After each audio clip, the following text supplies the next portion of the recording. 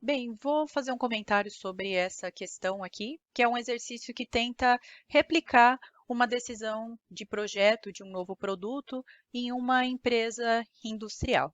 Então, nesse exemplo, a gente fala que a Companhia das Palmeiras é uma empresa que fabrica troféus para a indústria esportiva. Ela acabou de desenvolver um novo modelo de troféu de alto valor agregado, com melhor desempenho e com padrão internacional. O gerente de projetos quer decidir se a empresa deve comprar ou fabricar o sistema de controle do novo troféu. Então, a decisão aqui é se ela vai fabricar isso internamente ou se ela vai comprar isso pronto e só revender. Então, a gente tem dados aqui das alternativas que ela pode escolher, né? Ela pode escolher fabricar internamente por um processo A, que tem esses componentes de custos aqui, fabricar internamente por um processo B, que tem esse comportamento de custos aqui, ou comprar fora, comprar o produto pronto, que vão incorrer nesses custos aqui. Então, para fazer a análise de qual das alternativas é melhor, eu vou olhar o custo total de cada uma dessas alternativas, de acordo com um cenário de produção aqui de 15.000 peças. O exercício ele pede para a gente avaliar qual das alternativas é a melhor para a empresa, considerando que ela escolha produzir 15.000 peças. Então, para eu avaliar o custo total de cada um dos processos aqui, eu tenho que pensar como esse custo é composto. Então, quando a gente está falando do custo total de um período, aqui no caso é um mês, o custo total ele é composto por um componente fixo, um custo fixo, que ele independe da minha produção, e um componente de custo variável. Esse custo variável, a informação que a gente tem, geralmente é o custo variável por unidade. É o que a gente está vendo aqui, ó, R$ 70 por unidade, R$ 75 por unidade, R$ 80 por unidade. Então, se é por unidade e esse aqui está por mês, eu preciso multiplicar esse aqui pela quantidade que eu vou produzir no mês.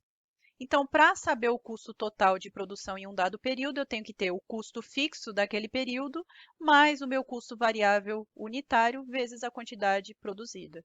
Isso aqui é mais ou menos a lógica da conta de telefone, né? Vamos dizer que a gente tem uma franquia, preço fixo pela conta de telefone, R$ 50, vamos dizer assim, e depois a gente paga um valor adicional por cada minuto consumido. Então, cada minuto custa, por exemplo, 10 centavos por minuto, vezes a quantidade de minutos produzida. Então, é essa a lógica de cálculo de custo total. E eu vou fazer essa avaliação, então, para cada um dos três cenários. Nesse primeiro cenário aqui do processo A, então, vou calcular o meu custo total. Vou usar abreviações aqui para caber. Ó. Então, o meu custo total, CT, é igual ao custo fixo mais o custo variável por unidade vezes uma quantidade produzida aqui. Nesse caso aqui, então, o meu custo total vai ser R$ 100.000 de custo fixo, olha só, custo fixo aqui, mais R$ 75 por unidade de custo variável, olha só, custo variável por unidade, vezes as 15.000 peças produzidas aqui. Então, vezes 15.000, certo? Então, meu custo total vai ser 100.000. Aqui em matemática, a gente faz sempre primeiro as contas de multiplicação, para depois fazer a soma. Então, mantive aqui os 100.000, vou fazer essa multiplicação. 75 vezes 15.000 dá 1.125.000. Então, 100.000 mais 1.125.000. Eu tenho que nessa primeira alternativa aqui, o meu custo total vai ser 1.225.000. Nessa segunda alternativa, eu vou usar o mesmo raciocínio. O meu custo total é o meu custo fixo mais o meu custo variável unitário vezes a quantidade produzida. Aqui, o que vai mudar? O meu valor de custo fixo é diferente, olha só. 300.000 de custo fixo mais esse custo unitário que também é diferente. R$ 70 por unidade vezes 15.000 unidades produzidas. O meu custo total, então, vai ser, vou manter aqui os 300.000, que vou fazer primeiro essa multiplicação, R$ 70 vezes 15.000 unidades, 1.050.000. Meu custo total, então, pelo processo B, vai ser de 1.350.000. O que pode ter de diferença entre esse processo A e o processo B? Esse processo B pode ser um processo mais automatizado, uma linha de produção mais moderna, que tem um custo fixo, né? Custo de depreciação, por exemplo, maior.